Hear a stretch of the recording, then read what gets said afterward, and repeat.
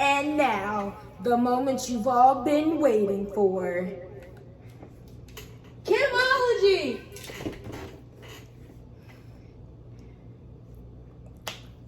That's me. I don't have an announcer yet. Let's start the music.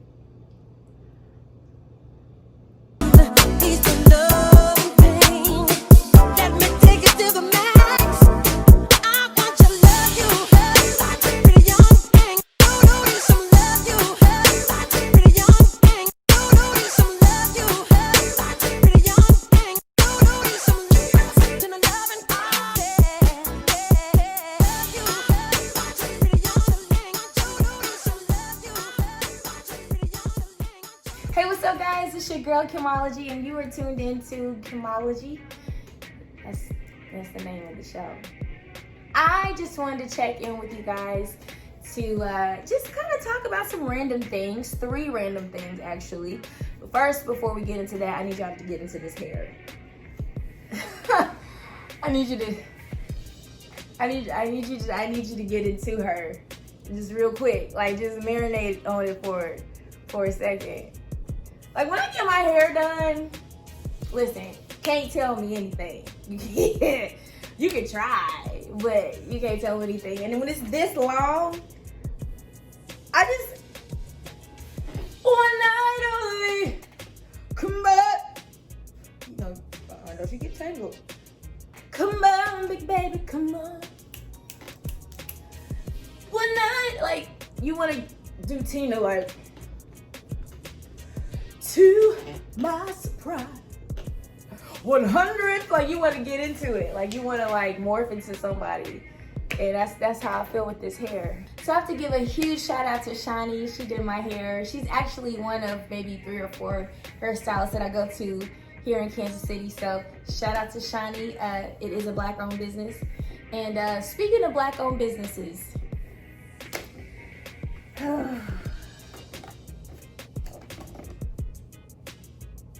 I'm drinking out of this bottle. I know y'all like, why are you drinking out of the bottle? Because I live alone and my ink tab said that's my business. So no, but seriously, Black-owned businesses. Now listen, it's a touchy subject because, okay, let me just get to it. So I know that all of us are trying to really, especially with everything that has transpired in our world, as of recent, we are really trying to like support our own and all of that jazz. And even before all of this was happening, we were still trying to support our Black-owned businesses, right? I've had some recent experiences that weren't the best. And of course, before, like I said, all this was happening, I had some really weird experiences with Black-owned business. Some Black-owned businesses, not all, just very few, very spotty here and there. And I don't know what it is, but it's really frustrating when, in my experience, it just seems like there is a lack of customer service. There is a lack of really getting it done and doing it of excellence. Some of us complain about us not, supporting our own people, and when we try, we get these terrible experiences where we have a product that we want made, and the turnaround time is like a month, and it's just like a simple pair of pants or a simple whatever. Like, it shouldn't take that long. When we get that support, we just kind of like do what we want. When it should be like, listen, let me make sure that I'm just doing it to the best of my abilities. I want us to be thriving. I want there to be such an emergence of Black-owned businesses here in Kansas City and worldwide, but we just really need to be more aware and cautious of how we are handling business, just so that, because reputation is everything, right? We really, really, really, really need to do better with that. So like I said, I'm not bashing Black-owned businesses. I just want us to do better. I want us to be more aware of how we are presenting ourselves, how we are treating customers, no matter what color they are. You know what I mean? And this goes for, listen, hold on, because I know what you're thinking. Whether it is a white-owned business. If it's terrible customer service, I'm still not gonna go to that business. So it's not a thing of treating our people like, oh, we just have to be perfect. We have to have, no, because we've all had some experiences no matter who's owning the business. Do you see what I'm saying? But I'm saying with us, because a lot of us are advocating and we really want to put our money into our community, and then like stuff happens where it's like, is that really necessary? Black-owned businesses, let's just do better so we can really just take over for the 99 and 2000. I didn't know what to say right there, so that's what I said. The next thing I wanted to talk about, hold on. During this quarantine, I have been trying new things, right? I have been in the mood, in a headspace of, you know, taking care of my body, watching what I'm putting into my body, and even on the outside. And so, y'all, listen, I know I'm late, because a lot of y'all, that you already jamming, you already know about this, and that's cool. But this Heal Earth 18-in-1 hip peppermint pure castile soap, y'all know what this is. Can y'all see that? Can y'all see it? It's a little wet. That's how y'all know I used it already, because I wanted to get clean. But I have some friends that use it, and it just seemed legit. Like, I don't know, I just wanted to just try something that was super cool. It has water, organic coconut oil, potassium hydroxide, organic palm. I ain't gonna read all that, but it's really cool, healthy stuff, right? And okay, so I used it yesterday for the first time. Why did y'all tell me? Why did it burn? Like it was like a cooling sensation. It felt like a group of polar bears had gathered in my shower. So I was washing, right? It don't take a lot. Like, all you need is just a little dab, and get some water, some hot water going, and you sud it up, because you got to get them suds. And I mean, you good, like you Gucci. But once I lathered up, I started seeing fur in my shower. I'm like, Larry, what you doing in here? Ingrid, what y'all, like, it was just a group of bears, right? The Coca-Cola bears. And it just felt like it was just the Arctic in there. So I don't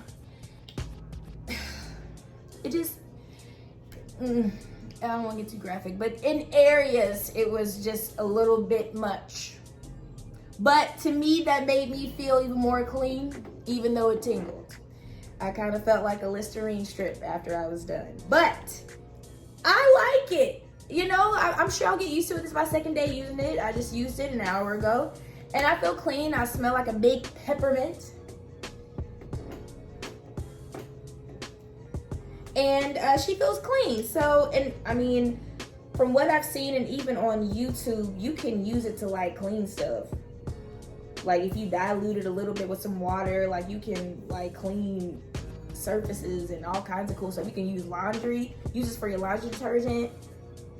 This is really cool. This is all purpose, which is pretty stinking amazing. So if you haven't heard about this, use it. It's great.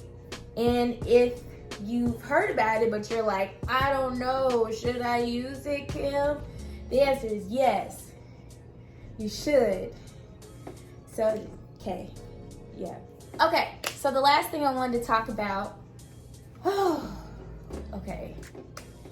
So, okay, we all know that on Facebook, you can add to your Facebook story whatever you want, a video, a picture, a cool meme, whatever you want, right? So I had put a picture of myself on there, and you know, from time to time you get people commenting and, oh, you look so pretty, or oh my god, I love your shoes, or oh, I love that song, because I always got to put a song to my Insta story or Facebook story, right? So this guy, I don't know who he is, right? This guy decides that he wanted to make a comment.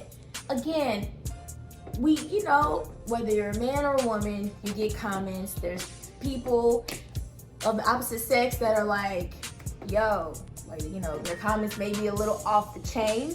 Like, damn, you fine AF. Like, they'll actually spell out the words. Right. So this guy wrote and said, damn, you fine, you know, like, yeah, right? So I got it in the middle of the night.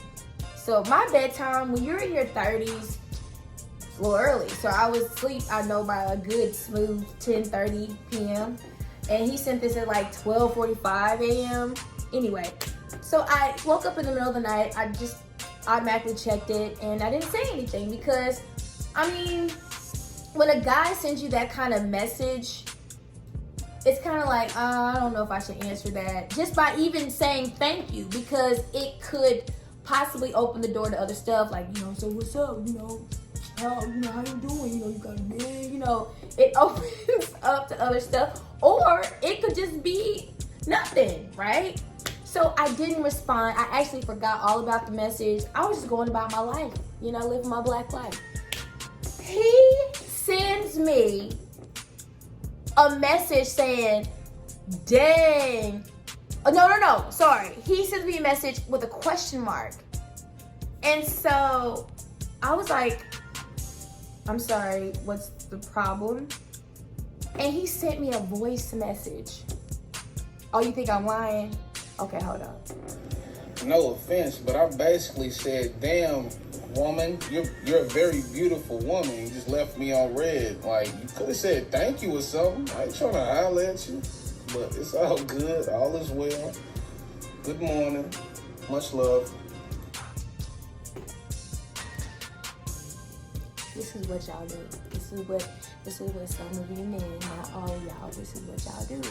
Y'all send us messages, and then we get kind of aggressive because, you know, we didn't give you the response that you were looking for. But here's the problem. You wanna know what the problem is? You're not my man, huh? You're not my man. Why are you upset, sir? Why are you upset, huh? You sent a voice message for, I don't even know you. I don't know you. I don't know who you are. Why are you so upset? Why is it that some guys do that? Just, why? Why? We are not obligated. No one is obligated to write you back, especially if you don't even know them, especially if it's just a simple compliment. Here's the thing. Now, I know everybody, you know, everybody's different. But if you want to get somebody's attention, you don't say, excuse my language, damn AF, or damn, you know, oh my God, you know, you start off with this compliment instead of, man, you are beautiful, or I just want you to know that blah, blah, blah. There is a 50% chance that that person is not going to respond to you. But the fact that, it's like, he was like, wow, he was really upset. He was, y'all, he was really upset. And that's what blows my mind. It's like, there are just some guys out there, Facebook and social media altogether can just be too much because it gets too, like, creepy.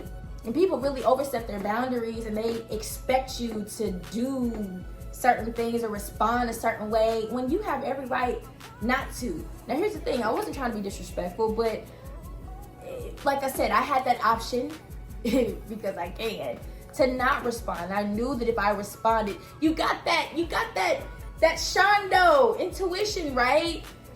To where you know if you probably respond to this message, it's going to open up the doors to to a discussion that you don't want to even be a part of. You know, it's going to get to that point where it's like, hey, you know, I just wanted to know if, you know, you got a man. But I didn't even want it to get to that point, so that's why I didn't even respond.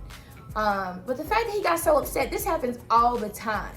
Like, this happens all the time, and it's not a thing of feeling it's, you know, self-entitled as a woman or feel like I'm too good to speak, but I didn't want to. What? I don't have to explain nothing to nobody. I didn't want to. Listen, you don't have to do that. You don't have to respond to stuff that you don't respond to. You don't want to respond to. So Anyway, I just thought I'd share that. Isn't that crazy? Thank you guys so much for tuning into this week's episode of Kimology. I hope that you guys really, really enjoyed it. Don't forget to subscribe to my YouTube channel under Kimology, Twitter under Iamkimology, and Instagram under Iamkimology, and Facebook under Kimology and Kim Newsome. You guys, thank you so much again. Don't forget to like, comment, and share. See you later.